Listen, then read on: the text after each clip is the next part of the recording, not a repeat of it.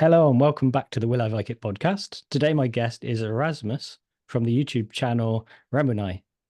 Did I get that right? Hopefully, I got that right. Yeah, I mean, yeah, that's That's absolutely close enough. Yeah, that's I guess there's yeah. different ways, and everything works.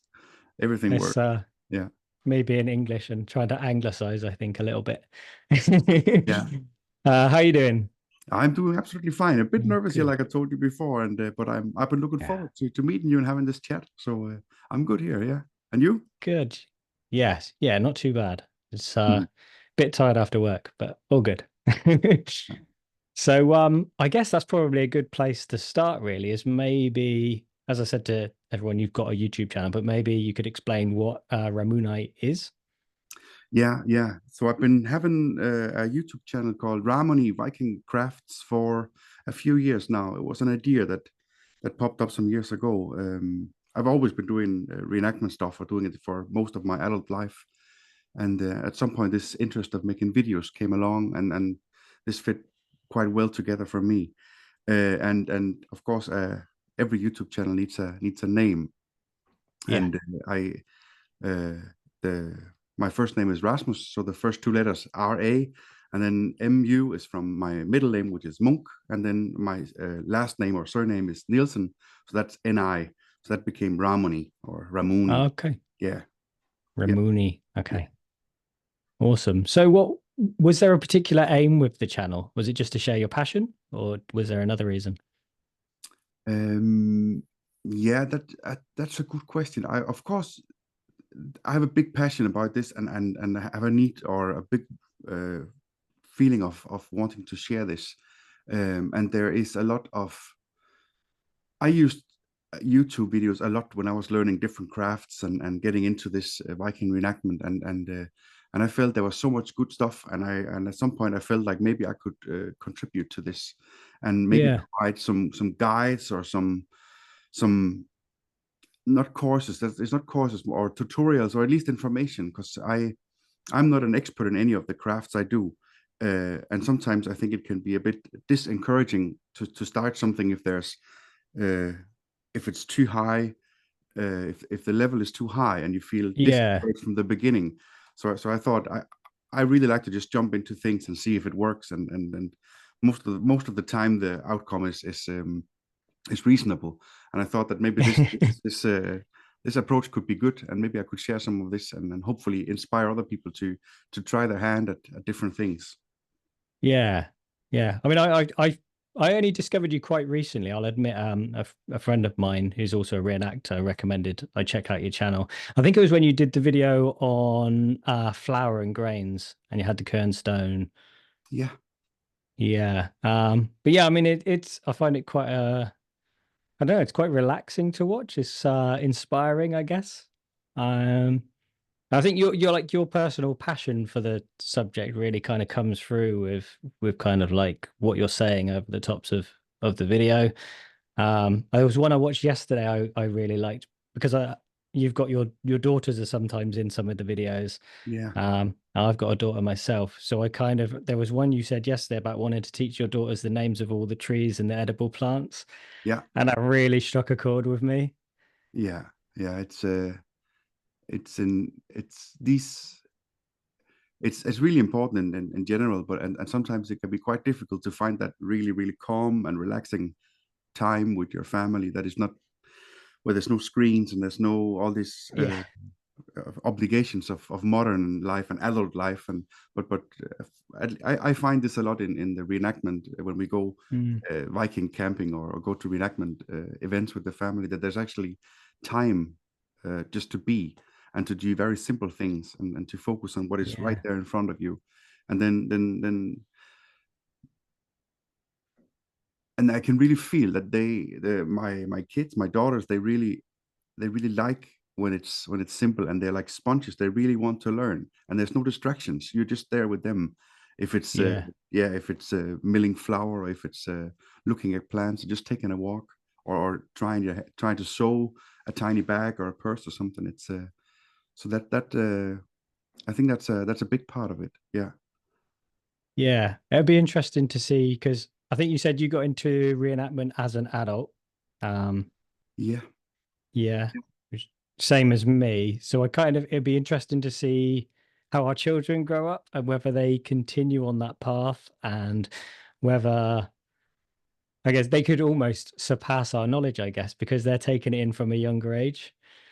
It'll Yeah, be interesting to see what that outcome is. And yeah, yeah, yeah. I can understand what you're saying there. It's always it's a fine line to make your kids interested in what you're interested in. If you push it too yeah, hard, I think they back away. But it have to come naturally and at a steady pace. And yeah, what I see in the reenactment groups that I'm involved with here in Denmark is that many times when the kids reach their teenage years, then they have a little break from the Viking scene, and then they return some years after. So yeah, I hope I can keep them interested in this, because I think there's a lot to learn, and there's a lot of good uh, quality time, and a lot of really nice and simple values that you can I don't know what is the word, lean onto or something. I don't know if that makes sense. yeah. No, that This is makes where the sense. English struggles a Yeah, little. Yeah, sorry. no, it's all good. So, I think, am I right in thinking your channel mostly focuses kind of between Viking lifestyle and bushcraft? Yeah, yes. It in the beginning, I was not quite sure what direction to go, and there is Mm, one leg that is that is this craft, and try and I'm not calling them tutorials, but more like guides or inspiration of how to build a certain thing, or a specific craft. And then there's yeah. the science and scenery, and just like experiencing the reenactment from, if I get a chance to bring a camera to an event.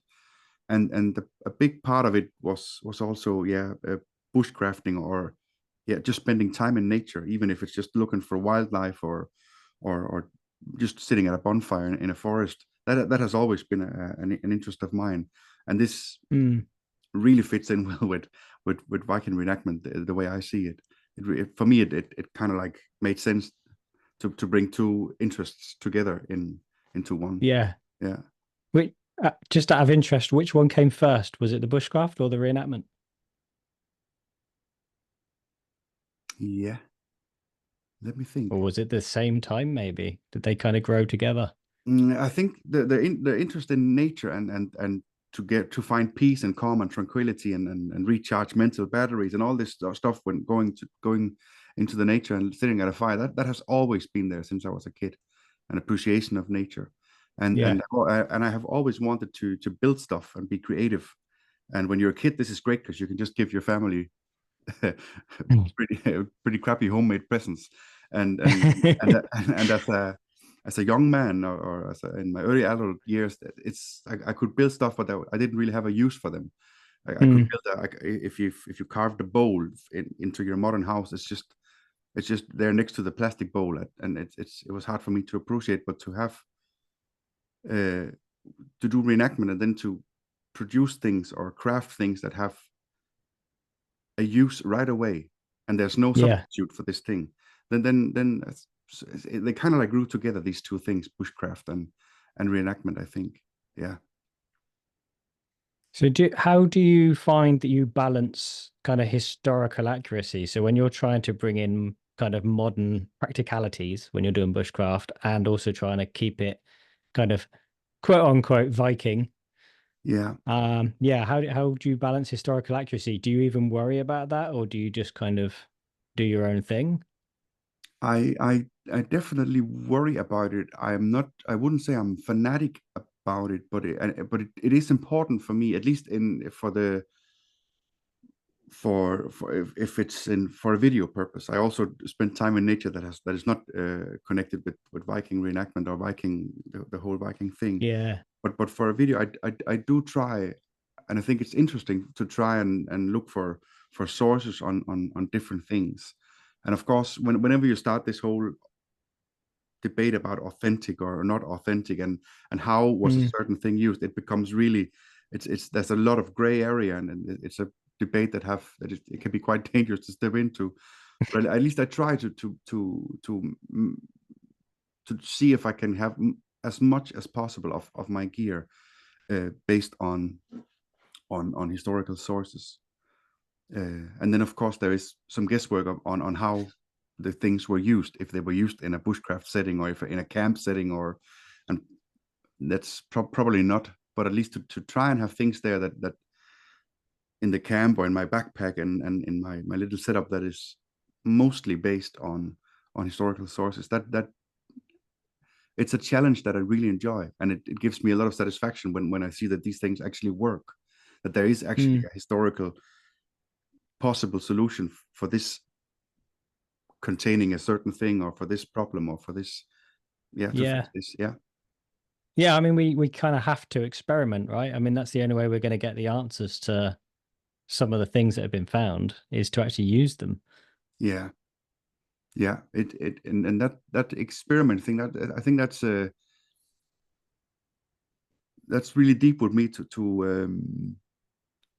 I'm really curious about many things, and I really want to try many things, and I also want to try things before almost knowing how to do it, because I have tried at some point to plant dye, not with great success, but just to actually, and that was done on a modern gas burner, but just to try this and understand, and you get a different understanding when you try these things. So if you bring a piece of clothing into bad weather, you get a really good understanding of what it does, instead of just reading a comment section or debate forum, or what somebody else said. Yeah, yeah. That's kind of how I learn best as well. I'm not really particularly academic, so for me, it's more the practical element of it. And actually, I'm more likely to remember stuff if I've used it myself or tried it out, or just experimented. Yeah. Yeah. That's I think I'm a bit like that. I really enjoy books, and I really like reading books and looking into books, and most of the pictures, but I don't Yeah. remember it very well. But if you have tried your hand at Yeah. something, then you know in a different way that, and the kind of experience sits with you. I think that's more valuable, at least to me. That's more valuable than something I can read in a book. Yeah. So what was it originally that drew you to reenacting the Viking Age? It's probably, maybe that's a simple question because you live in Denmark and there's a lot of history there. There is, yeah. I think I've always, like every kid growing up, you play with stick swords and fight your. I fought my brothers and stuff. Um, and I think it must have been around 20 years ago. I went with my girlfriend, who's now my wife. We visited the local market in Ribe Viking Center, which is close to where I am, just Yeah. as tourists, and that was the first time I really took the whole thing in with all my senses. I smelled the smells and felt things, and touching materials and talking to people. And I bought some souvenirs. I bought an axe head and a tunic. I had no idea why, but I needed to bring something home. I had the feeling I needed to bring something home. And then Yeah. we kept coming back for different events whenever there was something on. We Mm. lived in Ribe at the time, so it was just next door basically. And at some point I met one of the reenactors who I had seen in a different setting. I play a bit of music as well, and I knew this person from the music scene. He had been to some concerts, and he recognized me, and I recognized him, and he said, "Now you are home." He was a strange, very interesting character, really a really great character. Mm. He was reenacting an Arabic tradesman in the Viking Age, and he said, "Now you're home. You belong here," he said, and that really struck with me, and I kept bringing things home. And at some point, one of my friends was talking about that there was some guys doing fencing uh, in Ribe as well, in the town next to the Viking Center, and I was invited to come and see this. And I think that was just like, Christmas lights in the eyes to get there and go and fight with steel weapons. And so Yeah. and in the end, it turned out that I actually knew people who were in this fight group beforehand, and really fast that I became part of that community. Yeah. So it started with the fighting really, and then I was fighting for half a year, just training in modern protective gear and with the historical weapons. and then we had to go to the first event, and then of course I needed things, and there's only so much you can buy if you have so much money, and I did not sew, Yeah. so I needed to sew clothes and to make shoes, so I had a really busy winter where I started learning, and I think the more you make, the more hooked you get. At least I did. For every Mm. item I make, I feel like making something else, or hey, I could do this, then I can also maybe do this, and so then it really Yeah. went fast there over one winter. Yeah. I really like that kind of the idea of coming home. Hmm? I think a lot of people could probably associate with that. Like, yeah, Yeah. myself included. Like, there's just something like if I put on a tunic, I can walk down my high street and I don't feel out of place. It just feels natural. Yeah. Yeah. Um, yeah, Yeah. And I know some people who try, or who let's say you're a friend of a person who's a reenactor and you're invited to come and join an event and you borrow some clothes, and some of these people, they will feel they're wearing a costume, and mm, and they won't come back, and some of them will feel that they're wearing their real clothes. Yeah. And yeah, to come home, I think it's there was just this. I had a strange, but I had a good connection with this guy, and he was a good friend from the music world, but and he kind of built that bridge, and those words struck with me, and yeah, but it feels like coming home whenever you do Viking reenactment. There's a good sense of community and some real uh, relations to people that is not based on what you do in your everyday life, or who you are, or what car you drive, and you're just there, right there in front of these people, and the only thing that matters is what you do and who you are there, not on social media, or what it says on your yeah, t-shirt and all that, and that is really real, and I think that's why it's so easy for people to feel like they're home in the Viking mm, reenactment scene, yeah, and historical reenactment. yeah. I think as well that links back to the fact that when you are reenacting, you do put your devices away, even if it's just during the daytime and they come out at night. But most of the time, you don't even think about looking at your phone or what the time is or any of these things. You're just kind of, I suppose, living. That's Yeah, yeah, and it and yeah, it becomes very basic. Like if you're thirsty for a cup of modern coffee, it starts by chopping firewood. And yeah, so do you really feel like a coffee, or do you really feel like chopping firewood? And probably you do, and then you just have a good time doing that. yeah. Yeah.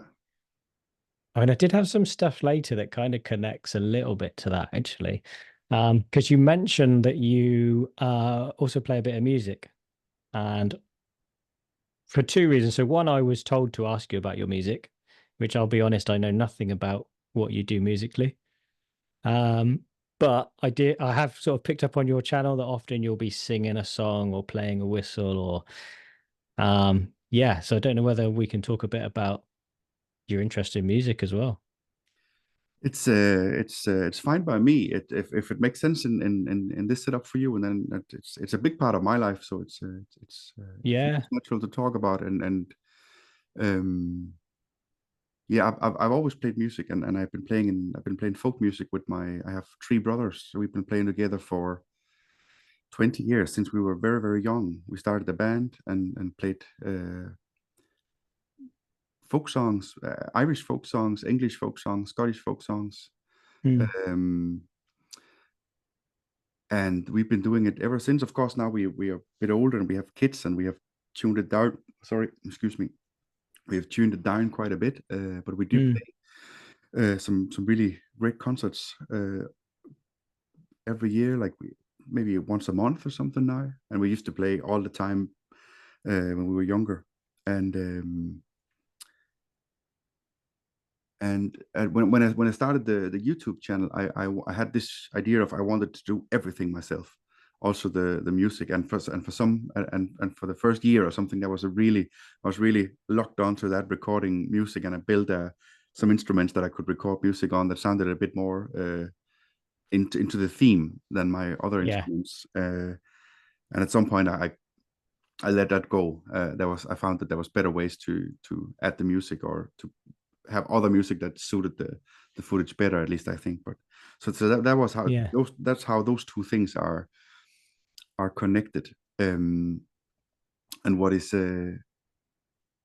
what I think, if there has to be some kind of, and I think the red line, or the red thread going through that, is that when I was really young, going in high school and stuff, I tried to play heavy metal and rock and roll and this type of music. I was not very good at it technically, but also I could not recognize myself in it. Like I like to listen to this type of music, but as performing it or expressing it, I did not, it did not fit well with me. And then from my father's side of the family, especially the Irish folk music has always been there. And I found out it, or I realized that the theme and the lyrics and the stories that are told in these folk songs are, even though they are, some of them are hundreds of years old, and they're from a different time and a different cultural, geographical, historical, even maybe even religious setting, completely different. There's something very basic, human, very simple, that even I, as a young man, and my brothers as young men, we could relate to, uh, without having to interpretate or pretend, or it's very real. And this is something that is very important for me, to have things that I really feel I can just be me, and it's relatable, very easy, without filters or attitudes, or yeah. Yeah. Yeah. Excellent. Um, so yeah, have you got any advice for anyone else that you think maybe would be useful that wants to get into either bushcraft or historical reenactment? Yeah, for historical reenactment, let me start then. If I forget the other thing, you must remind me.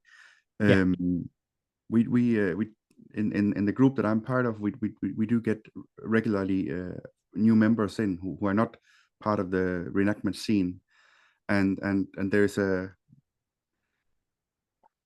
some of these people, of course, are forced by their economy and their means and stuff to try and make something. And there's some people who tend to want to buy things, uh, and that's absolutely fine. And I do also encourage that. But what saddens me most is when people are reluctant to even try, because they either think it's not possible for them. They don't believe that it's possible to, for example, sew a pair of shoes, or even sew a hat, or I don't know, carve a simple spoon for your eating kit. That people Yeah. disencourage to begin with. That they don't believe in that it's possible. It looks difficult, or it looks too time consuming, or it looks like something you could not. And I know that crafting things is not for everybody, but I do feel sometimes that people back off even before trying. and and Yeah. and um, and I really would want to encourage people to try. The first pair of shoes that I made, they were horrible, but I remember them. And and the first spoon I carved, I could barely fit it in my mouth, and it was not easy to eat a stew with that. But Yeah. it gives you something, and sometimes I understand if you make something and you feel okay, I don't want to do this anymore. I absolutely respect that, and there's a lot of fantastic craftsmen out there who sell their gear, and they also need to make a living. So go for that, but at least try. At least try. I don't think it is as difficult as it looks, and it doesn't need to be as perfect as you think. Yeah. Yeah. I mean, that reminds me of the reason I started my kind of Instagram and all the social media was because I was baking bread and home brewing meads and beers, and people would say, I wish I could do what you do. And I kept saying, you can. Yeah, You just need to actually do it. And that's where I sort of started out sort of on my path, I suppose, of the social media. that Yeah. is great, and that totally rings a bell. It's a Yeah. good point you have there. Yeah, yeah. I hear Yeah. that also. That people say that I wish I could do. I wish I could, or it's so fantastic that you can. But please try, and I would Yeah. like to help you. Uh, you can do this, or at least you can do something that is fun while you do it, and it's satisfying enough in the result that you will appreciate it. Mm. Yeah. So the other side of that you said to remind you was the bushcraft, about Oh getting yeah, into bushcraft. But I guess it depends because you intertwine them in your yeah, life. So yeah, yeah. If there sometimes. is, I do have one thing to say on that. Mm, For me, the appreciation of nature, or the finding peace and really enjoying going to nature and see wildlife, that came before bushcraft. yeah. And but when I started reenactment, I instantly felt the need of trying to take this to take the gear, the historic gear, out, away from the Viking market, away from the historic fair, Mm, and to away from audience, and just me, or a few good friends, and see how these things do. So if you're into reenactment, and maybe also like a bit of bushcraft, I think you should definitely try this. Don't just let all your beautifully handmade gear sit in a box at home for nine yeah. months during the year. Bring it out and try it, and find out how it works, and you'll appreciate it even more, because it do work really, really well. Uh, Mm, so try and make. I'm not. You don't need to go out and make the super simple survival minimalist bushcraft, but just even try and wear your Viking clothes for a forest walk in bad weather, and see how that does. mm, Yeah. yeah. I have a similar kind of, again, kind of bringing it back to cooking because of what I do, but I have a thing where there's a lady that makes a lot of the pots I use, Yeah. and she's always quite surprised to see how they're holding up to being put into the fire and being used to cook on, because a lot of people, because they are quite an expensive thing to get, are reluctant to actually use them properly and put them in the fire, and you know, I suppose they're a bit scared to break them. So she's always interested to see mine because they're always really black and sooty and show sort of signs of multiple uses. Yeah. It is great, and these things are that there is a reason for these designs, and it's just things that work. But I suppose Yeah, also, if you have tried, let's say it's a pair of shoes. I think that's a really basic thing, and I don't think it's too difficult to make. At least the first pair, you can do it. Uh, if you have made them yourself, and they work fairly good enough, if they break, or if they suddenly don't work, you know that you can make a new pair, and it's not going to cost you a lot. It's going to cost you a mm, very little in material, and sometimes you can even repurpose an old leather couch or something. Uh, and on the other hand, if you have spent 200 euros on a pair of tailored Viking reenactment shoes for yourself, which is, I'm sure, a very great purchase, and a very, very great pair of shoes, way better than I could ever do. But then you might be more mm, reluctant to risk using them the wrong way, or what you would think would be the yeah, wrong way. So I think making things that are a bit cruder uh, is also helping this along, or could be mm, along. yeah. I have a friend who listens actually. So Paul, he also makes pots, and he will often make pots when we need to experiment because, as you say, they're fairly cheap, almost disposable. And we've done things like trying to make brunost Oh yeah, over the fire. And it's just, we're like, well, the pot will probably die in the process, but we'll try anyway. And the pot survives, and I've still got the pot we originally used. And it's just having that kind of, I don't know. I was going to say the balls to do it, but yeah, and yeah, the playfulness as well, to yeah, understand that this doesn't have to be strictly serious, and everything is not doesn't have to last. You need to have fun with these things. yeah. And even in the age, that would have been a thing. Things were built to be used. Yeah, So, like you said about taking them out on hikes and for doing your bushcraft and walking in the woods in your kit, that's what these things were meant to do. yeah, yeah, and it keeps surprises me how things are doing, and you quickly find out what works. I made I think maybe 4 years ago or 3 years ago, I made a backpack based on our interpretation of the backpack from Gokstad Yeah, in Norway, and I made the main body from birch bark, and I was thinking, if I fill this up with things like pots and wood and iron tools and stuff things in, and it's going to be bashing against my back, but I thought this is going to have a very short life, but it's just holding up perfectly. And this is just Interesting. that's a good example of how things can surprise. Yeah. But you need to try it out, else you're not going to be surprised. Okay, so back to my questions. Yeah, what would be your top three essential bushcraft skills for survival in a wilderness setting? Yeah. Does it have to be things that I can do, or just what I could? Because I think hunting would be good, and I'm not. Yeah, sure. Yeah. Yeah, Now I yeah. think making a fire is quite essential to be able to make a fire, and Mm, I cannot make a fire out of nothing. But if with some simple tools, I can make a fire if I have my yeah. flint striker and yeah. But But I guess that's connected to being prepared though, isn't it? Like you wouldn't go out on a midwinter snowy walk wearing the wrong clothes or anything. So like if you know you're going to need a fire, you take the equipment with you. yeah, but then you can also is it survival then? I think survival comes maybe in if you're caught off guard or you're Well, stranded somewhere. But yeah, to make a fire mm, and to make some kind of shelter, and then yeah. obviously it's to find food. And Mm, for my part, that is only berries and mushrooms and a few plants or whatever I bring. I cannot hunt, and yeah. I have not tried my hand at that yet. Who knows? It's not like I know I One can. day. I don't feel like that too much, but it would be nice Yeah. to be able to know that you could do it. Yeah. Are you, because so in Denmark, I don't know what the rules are. Are you allowed to bow hunt or anything like that over there? Mm, I know.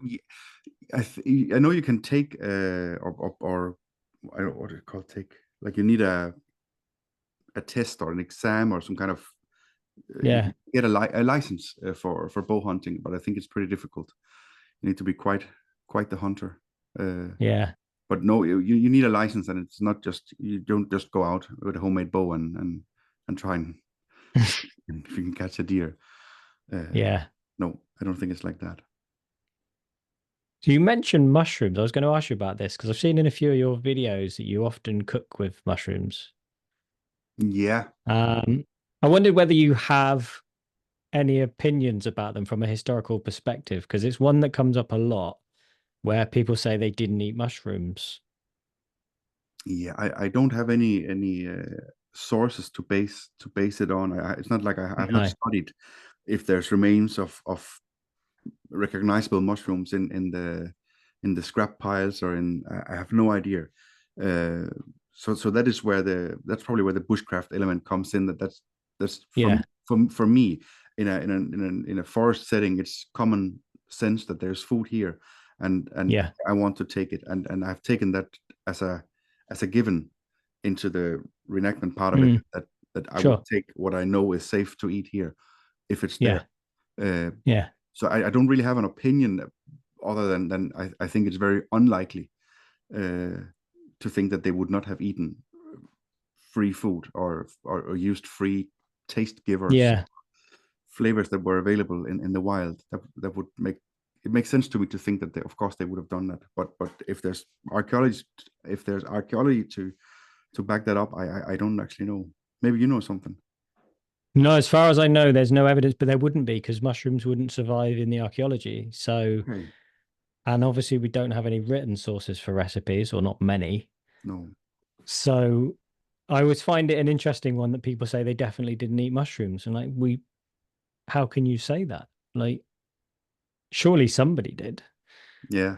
People went hungry at times. We know of times of famine where people are eating acorns and even other humans. So, like, surely you'd go for mushrooms first.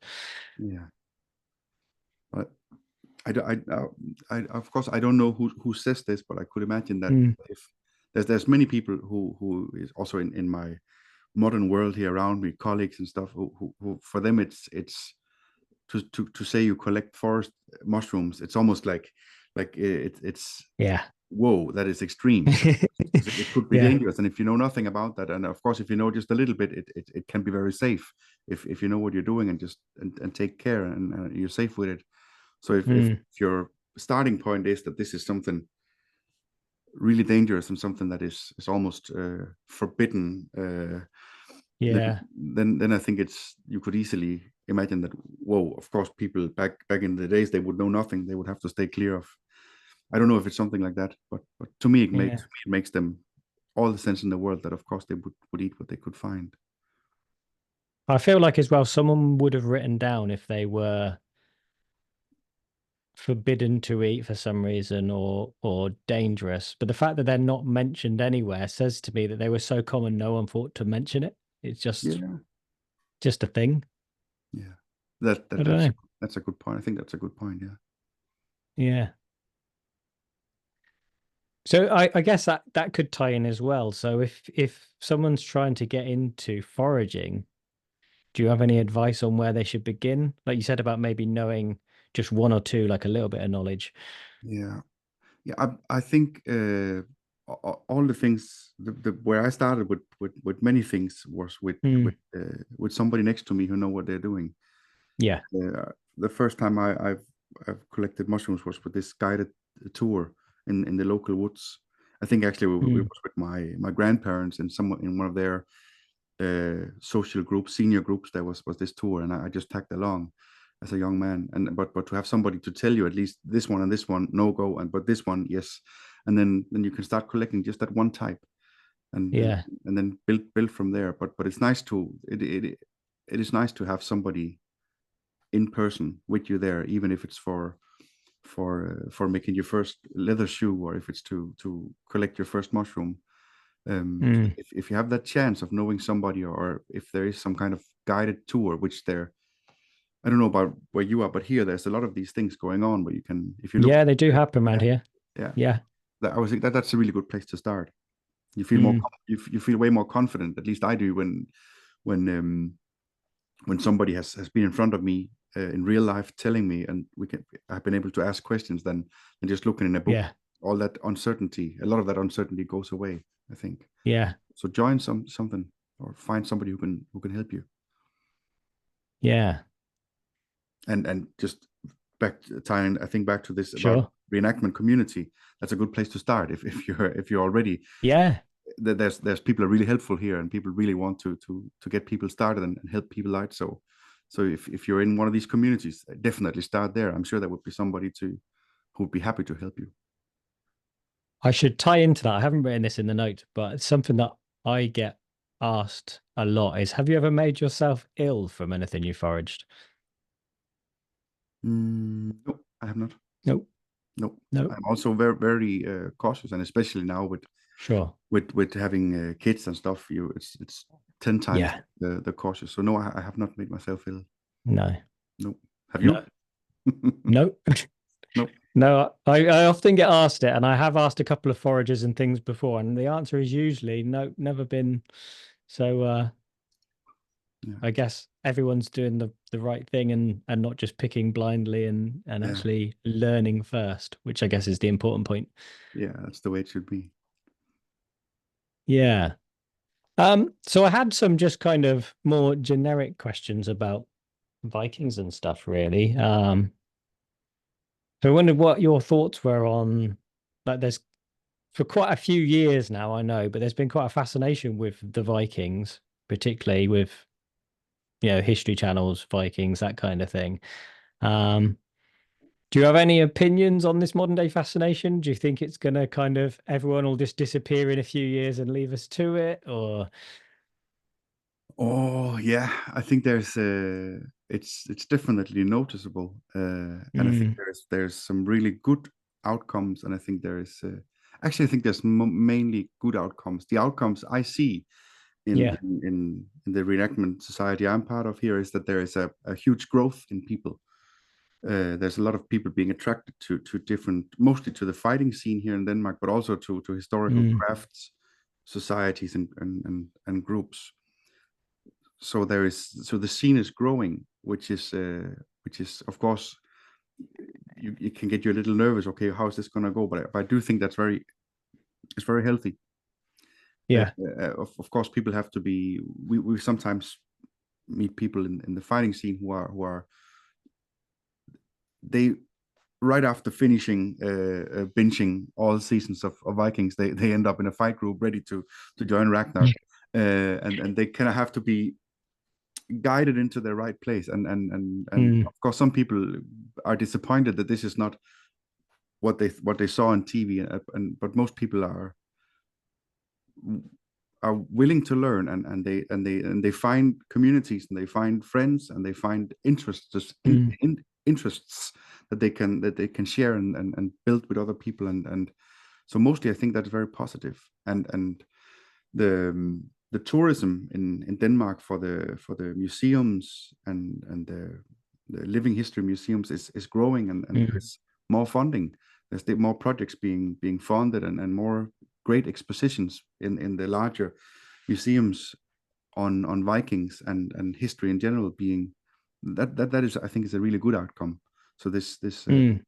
and I think, was it this year or last year? Not long ago, the uh, some of the sites became UNESCO sites as well. I think it's called Yeah, this heritage things. yeah. So that's definitely part of some kind of wave that is rolling, and that is bringing, I think, a lot of good with it. Yeah, Mm. and I guess, yeah, that kind of allows money to be put into these sites that maybe wasn't there before. I think so. Mm. As at least everything with money takes a long time, and everything with history takes a long time. But I do believe there's good coming out of that. There's at least what I can. I don't know, of course.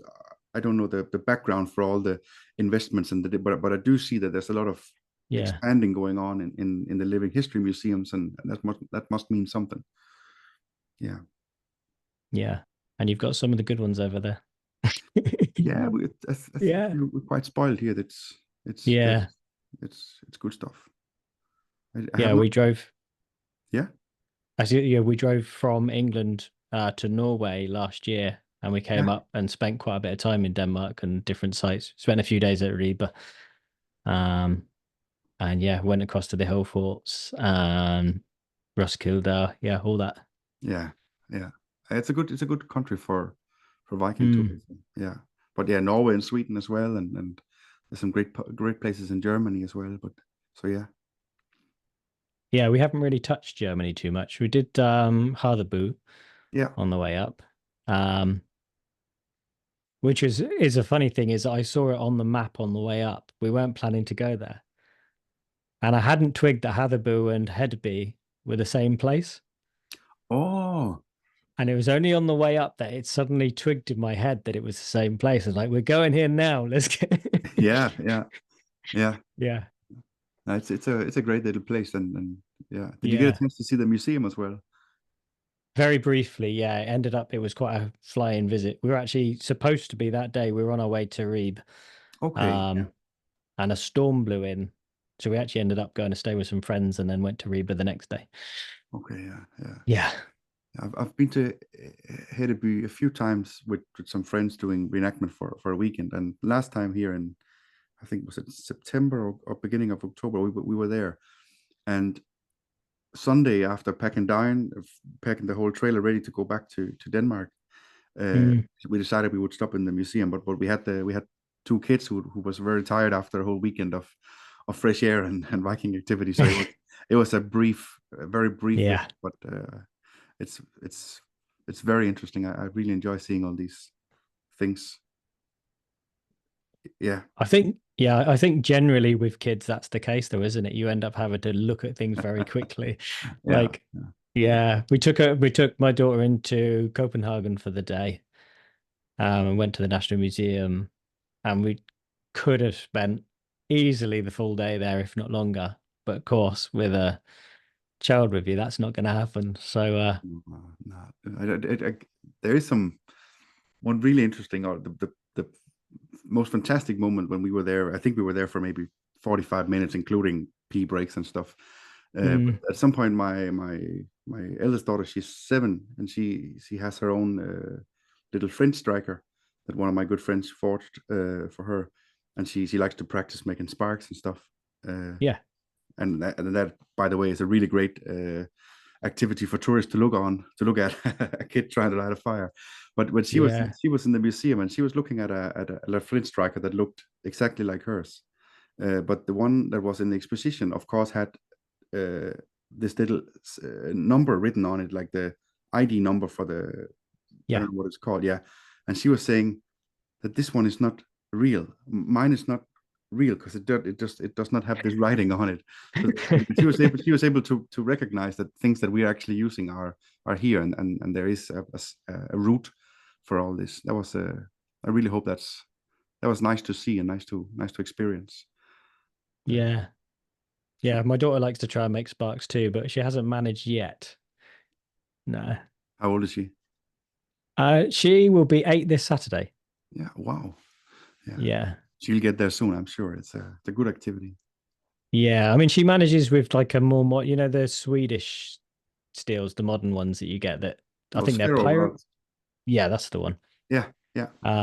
And they send showers of sparks, so she can do Yeah. that all day long. But when it Yeah. comes to an authentic one, she struggles to get anything off of it. Yeah. Yeah. I'm sure she will get there. That's good. Yeah. Yeah. She was in Reeb itself. She really impressed us because she was teaching all the tourists that come around how to play Nefertafel. Ah, And there were people that didn't speak English. You had, because you get so many people from around the world come to Reeb, don't you? yeah, And no matter what language people spoke, she was still patiently there teaching them the rules of this game and playing against them. yeah. Which, But it's I think it's there's a what at least what we talk about here, me and my wife, mm, is that of course I believe it's very great. It's very good for our kids to be part of this environment and to be. It's good for us as a family, and it's good for them as little learning brains to be there. But they're also very exposed because there's nothing more cute in a Viking market than a Viking kid. yeah, So what is just their natural game, or even just picking a flower or finding a pot to put a flower from the field in, that is just their playful activity becomes the an activity for somebody to watch and becomes part of the show that yeah, tourists are there to see. And that's I think sometimes I can definitely feel that sometimes my kids they need they need to hide a little bit, or they need a little break here and there from, especially if there's a time where there's a lot of tourists. That's the only concern sometimes I have, that they're a bit exposed yeah, to everything. Yeah, if that makes sense. yeah. No, it absolutely does. I mean, they're often the focus of photographers and things as well, Yeah, aren't they? yeah, yeah. And of course, I'm not Yeah, talking about negative exposure. I think it's all from a positive yeah, place, but I think it can be hard for them, and at some point maybe they want to. I can understand if they would want to step away a bit, but I also believe that they can do that when they want. yeah, yeah. I mean, luckily we usually have a tent or something that they can hide in, right? So, Yeah, yeah, yeah. And we can teach them to say no. Yeah, yes, yeah, there is that. Yeah. So, back to the questions. yeah. I've only got a few left. So it was actually connected because we were talking about the modern day fascination with Vikings before. So how do you feel about the way that Vikings are portrayed in popular culture? Yeah, yeah. I don't know what to say that is too. Yeah, I guess I guess I your think. channel goes some way to kind of trying to correct that though, doesn't it? Because then Yeah, hopefully people that are on YouTube will stumble upon kind of the real quote unquote Vikings.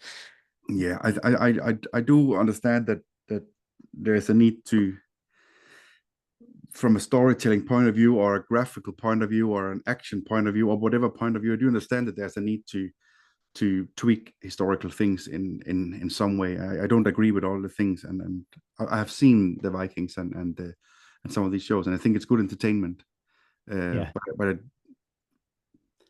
I think there's a very few people like you and me and some of our friends who are really offended by this, and I think most of the people are just really loving it, and that's absolutely fine. But when you know, Yeah. when you happen to have just a little bit of insight in how things, or at least I believe we have an insight in how things could have looked, that is probably also wrong, but I believe it's more right than what is in these shows. I think it's a little hard to watch, because you can't stop watching with those eyes and finding mistakes. But but that makes it just so much more rewarding when you find a right.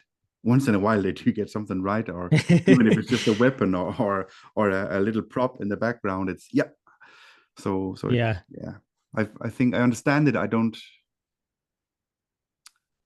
I don't. On the other hand, I don't think it's doing anything. I don't think it's doing any danger or harm or bad Mm. to history.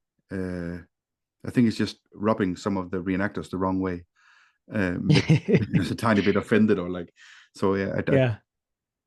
yeah, I think I that's guess it's like you said previously, is that it brings people into the hobby as well that then can learn and be educated about yeah. the If right thing. I mean, Yeah. if watching Ragnar Lodbrok fight off people on TV can bring you to buy a ticket for your family for a museum, then I'm in.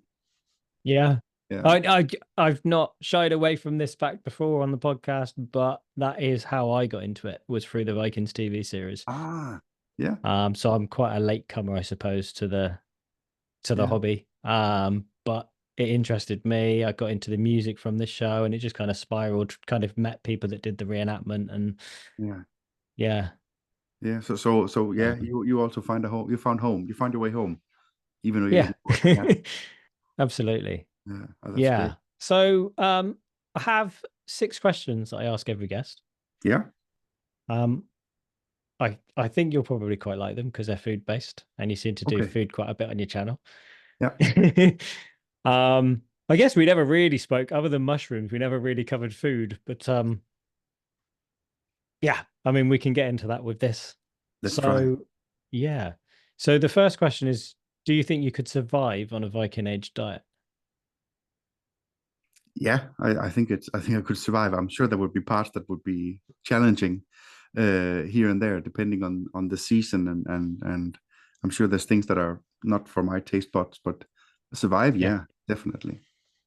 Yeah. So, is there any food you'd miss if you were living on a Viking Age diet? Hmm.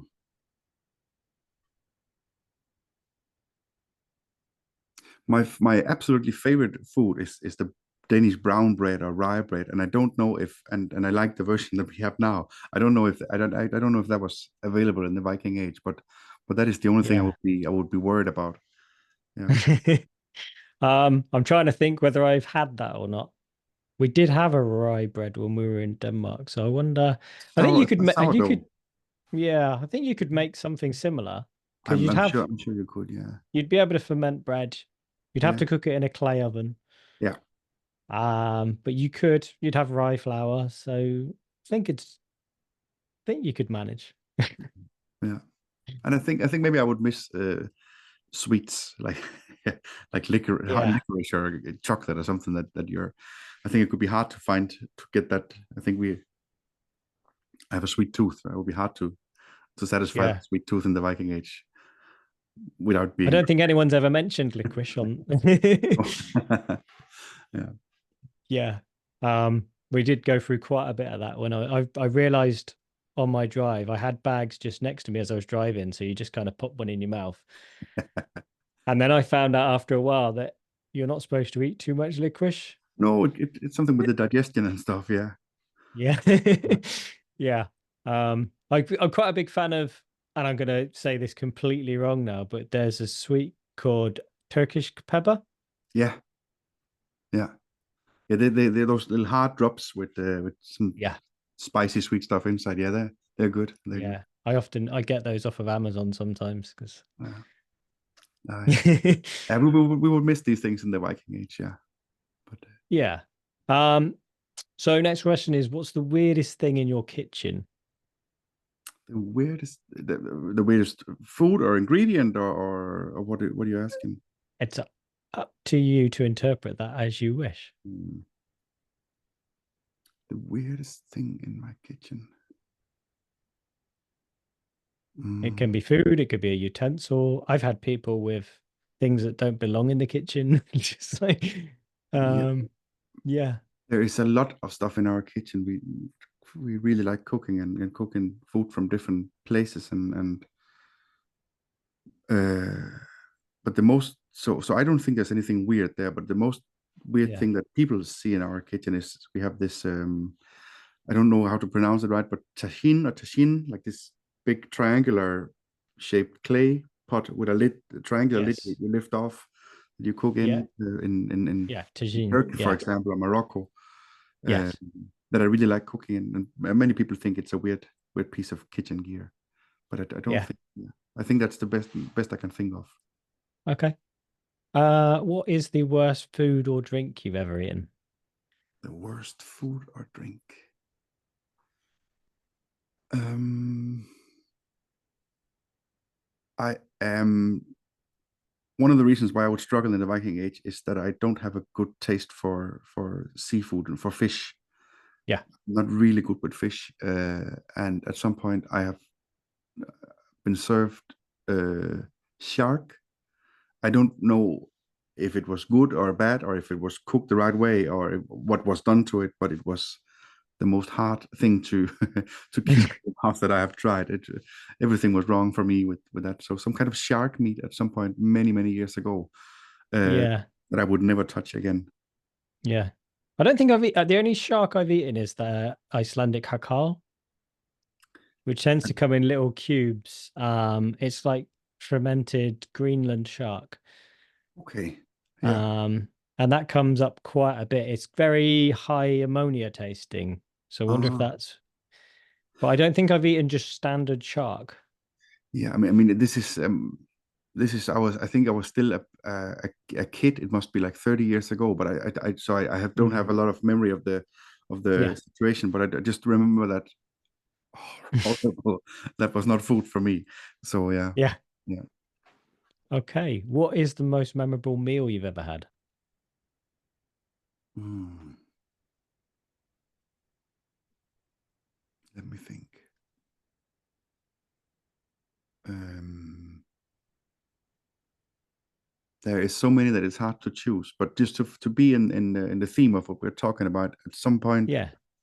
at a Viking event, maybe 12 years ago, in also in Ribe, there had been an event going on for a week, a fighting event for the whole week, and the Sunday most people were going home, but we were some people who wanted to stay and take it Mm. more chill and pack down on Monday. We were lucky enough to not have to work that Monday, and we wanted to cook food, and we were still half in the Viking setting. We were there, but we were also starting to orientate ourselves to the modern world because people were there with trailers packing down. Sure. So we cooked lasagna in a pit fire. Oh, Uh, wow. Cooked up the lasagna in one pot, the meat sauce or the sauce, and then we built it up in another pot that we Yeah. then placed in a fire in the embers, dug it down, buried it with embers, Yeah. and cooked it. It got a bit burned on the outsides, but the middle part was fantastic. And it was just strange to eat lasagna at a Viking event, Yeah. and of course it have this barbecue smoky touch to it. Mm. It was fantastic. Yeah, that's what That's comfort. funny. I've never considered cooking a lasagna on a fire. I It just was never really. sometimes you just need to go with the idea when it gets there, it's Yeah. gone. Yeah, I feel like I need to try that now. That's you won't be disappointed. yeah. Only when it So gets the really. last Yeah, sorry. yeah. No, it's fine. So Okay. just the last question Yeah. uh, is hypothetical. So it's when you die, your relatives are preparing your grave goods. What food and drink do you get to take to the feast in Valhalla?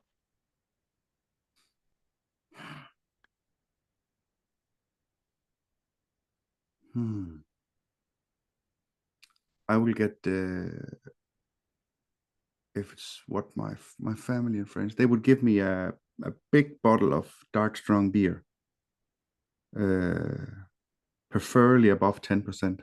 Like one of these beers you're not supposed to drink on Oof. your own. Um, and Yeah.